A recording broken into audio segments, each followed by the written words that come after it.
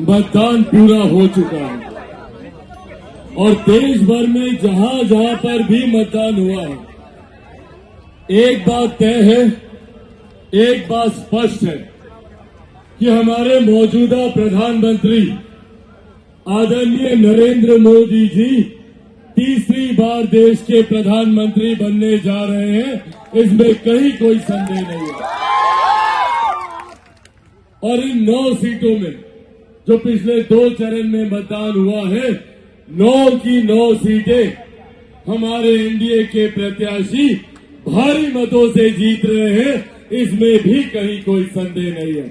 साथियों, आज जब आप लोग के बीच आया हूं, यही आग्रह करने आया हूं कि जहां एक तरफा मतदान चल रहा है, जहां लोगों ने मन बना लिया है कि हमारे प्रधानमंत्री जी को तीसरी बार प्रधानमंत्री बनाना है, तो वहीं वैशाली लोकसभा की भी एक बड़ी जिम्मेदारी बनती है।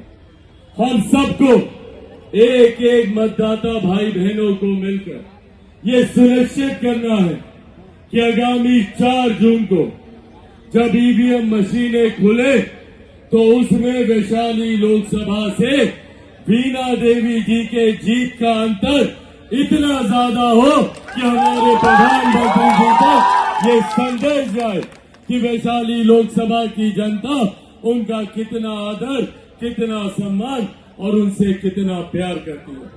साथियों, जरूरी है प्रधानमंत्री जी का तीसरी बार प्रधानमंत्री बनना। एकमात्र यही प्रधानमंत्री है जिन्होंने आज देश की अर्थव्यवस्था को इतना मजबूत करने का काम किया। आज से पहले हम में से कोई नहीं जानता था कि भारत की अर्थव्यवस्था कौन से पायदान पर है, पर आज हमारे प्रधानमंत्री ने दुनिया की 5वीं सबसे बड़ी अर्थव्यवस्था में भारत को लाकर खड़ा किया। ये हम सब के लिए गर्व की बात है। लोग कहते हैं भैया अर्थव्यवस्था अर्थशास्त्रियों से जुड़ा हुआ विषय है, पर जब एक देश की अर्थव्यवस्था मजबूत होती है तो उस देश का राजस्व, देश के हर राज्य का राजस्व बढ़ता है।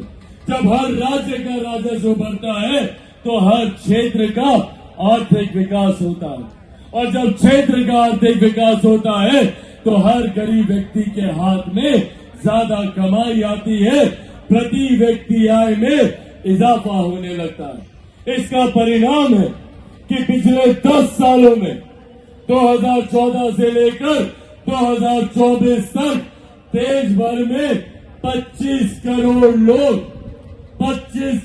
लोग गरीबी रेखा से बाहर निकले। एक बहुत बड़ी आबादी है 25 करोड़ जो अभी तक गरीबी रेखा के नीचे थे, आज उन्हें गरीबी रेखा से बाहर निकालने का काम किया गया। हमारे प्रधानमंत्री जी का लक्ष्य है कि 2047 तक भारत को एक विकसित देश बनाएंगे। विकसित देश भारत तब बनेगा जब भारत का हर राज्य, बिहार जैसा गरीब राज्य जब विकसित राज्य बनेगा, जब बिहार का हर एक जिला विकसित जिला बनेगा, जब हम लोग का हर एक प्रखंड, हर एक पंचायत और हम लोग का हर एक गांव विकसित गांव बनेगा, तब जाकर 2047 में हमारा भारत एक विकसित देश बनेगा। और इसी की नींव को मजबूत करने की दिशा में हमारे प्रधानमंत्री, हमारी सरकार काम कर रही है। आज से पहले किसी प्रधानमंत्री ने महिलाओं के सम्मान की चिंता नहीं की। बहुत बुनियादी जरूरत है, पर सोचिए महिलाओं के लिए कितनी बड़ी समस्या थी। आज तक किसी प्रधानमंत्री ने उनके सम्मान की चिंता करते हुए शौचालय नहीं बनवाया। पहली बार देश में एक ऐसा प्रधानमंत्री आया जिन्होंने महिलाओं के सम्मान के लिए शौचालय बनवाने का काम किया। महिलाओं के लिए उज्ज्वला योजना लेकर आने का उन्होंने काम किया। तो वही कोई गरीब आदमी आर्थिक अभाव में इलाज से वंचित न रह जाए, आयुष्मान योजना लेकर आए। आज आयुष्मान योजना के तहत 5 लाख रुपए तक का इलाज आप लोग मुफ्त में जाकर करा सकते हैं। ये सोच हमारे प्रधानमंत्री आदरणीय नरेंद्र मोदी जी की।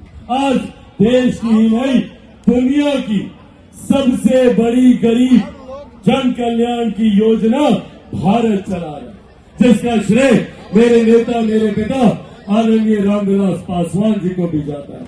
आज देश में लगभग 81 करोड़ लोगों को मुफ्त में राशन दिया जा रहा है। ये सोच हमारे प्रधानमंत्री जी की। आज देश की एक बड़ी आबादी को मुफ्त में राशन देकर उसको आर्थिक कठिनाइयों से बचाने का और मुख्य धारा के साथ जोड़ने की ये योजना है। साथियों, ये तमाम वो योजनाएं हैं जो गरीब कल्याण को मद्देनजर रखते हुए एक गरीब परिवार को मुख्य धारा के साथ जोड़ने की सोच के साथ बनाई जा रही है। जहां एक तरफ हमारे प्रधानमंत्री ने गरीबों के सम्मान की, उनके कल्याण की चिंता की, तो वहीं सरहद पर हमारी सीमाएं कैसे सुरक्षित रहे इसकी भी चिंता की। अंतरिक्ष के माध्यम से कैसे आधुनिकीकरण का इस्तेमाल कर हमारा देश विकास की राह पर आगे चल सके, इसकी भी चिंता हमारे प्रधानमंत्री जी ने की। साथियों, जहां एक तरफ हम लोग सिर्फ विकास की राह पर, विकास की बातों पर हम लोग आगे बढ़ने का काम कर रहे हैं, तो कई ऐसे विपक्षी नेता हैं जो विभिन्न तरीके का भ्रम फैलाने का प्रयास करते हैं। कभी लोकतंत्र की हत्या की बात करेंगे तो कभी संविधान को समाप्त करने की बात करेंगे। साथियों, ये डॉक्टर बाबा साहेब भीमराव अम्बेडकर का बनाया हुआ संविधान है। आज इसी संविधान की वजह से मेरे प्रधानमंत्री 3 बार गुजरात के मुख्यमंत्री बने। आज इसी संविधान की वजह से वो 3री बार देश के प्रधानमंत्री बनने जा रहे हैं। तो जो लोग ये भ्रम फैलाते हैं, जो लोग इस तरीके की बातें उठाते हैं, आज से 10 साल पहले 2015 में भी यही राजद और इन्हीं लोगों ने आरक्षण समाप्त हो जाएगा, आरक्षण समाप्त हो जाएगा, दुनिया भर का हो हल्ला करने का काम किया। क्या हो गया 10 साल में? ये लोग सिर्फ आप लोगों को डराने का काम करते हैं और ये बात हम लोगों को समझने की जरूरत है। जो लोग विकास के मुद्दे से हम लोग को भ्रमित करते हैं और सिर्फ झूठ और डर फैलाने का काम करते हैं। आज कांग्रेस के बड़े नेता राहुल गांधी जी हर मंच से यही बोलेंगे, संविधान खतरे में है, लोकतंत्र खतरे में है। अरे जिन लोगों ने खुद लोकतंत्र की हत्या की, कोई भूल सकता है सन 75 का वो साल जब देश में आपातकाल लगाकर इन लोगों ने सही मायनों में लोकतंत्र की हत्या करने का काम किया। आज ये लोग लोकतंत्र की हत्या और संविधान की चिंता करें। ये विश्वास आप लोगों को दिलाकर जाना चाहता हूं कि जब तक चिराग पासवान जिंदा है, न संविधान पर कोई खतरा है, ये वादा आप लोगों से करके जाता हूं। पर हाँ, खतरा है। अगर ये लोग आ गए तो आप लोगों की संपत्ति पर खतरा है। सोच है कांग्रेस और राजद के नेताओं की।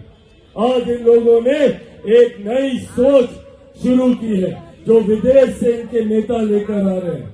इनहेरिटेंस टैक्स को लेकर जो संपत्ति आप लोग बनाते हैं, जो एक गरीब किसान एक छोटी मोटी जमीन अपने नाम पर करवाता है, या कोई मजदूर एक संपत्ति अर्जित करता है, या हमारी माताएं बहनें 2-2 रुपया जोड़कर पाई जोड़कर जो जेवर आप लोग इकट्ठा करती हैं, अगर ये राजद कांग्रेस की सरकार आई तो उसका एक बड़ा हिस्सा ये लोग अपने कब्जे में करने की नियम ये लोग तैयार कर रहे हैं। इन लोगों की सोच है इनहेरिटेंस टैक्स के माध्यम से 55% की आप लोगों की संपत्ति ये लोग हड़पेंगे।